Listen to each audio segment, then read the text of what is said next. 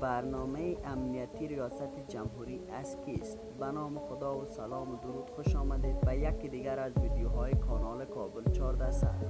امید ویدیو را تا آخر دنبال نموده کانال ما را سابسکرایب و زنگ آگاهی را فشار.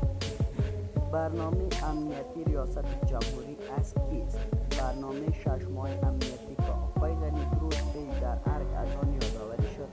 مطمئنم امان طرح امنیتی چند سال قبل مارشال دوستم است. دو بارها در گذشته برای اجرای آن تاکید داشته است.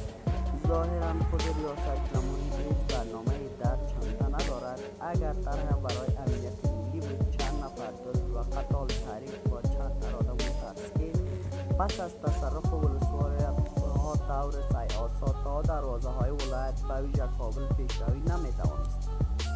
از سوی دیگر ریاست جمهوری به تنهایی از عهده اجرای این طرح برای مهار گروه تروریستی بر نمیآید. از این رو حکومت نیاز جدی و مبرم به حضور مارشال دوستم در صحنه دارد. من مطمئنم مارشال دوستم برای حفظ نظام و دفاع از تمامی اراضی و نوامید ملی از این گونه ایثارگری فریب نمی‌آورد. تشکر از اینکه تا آخر ویدیو ما را دنبال نمودید. برای ویدیو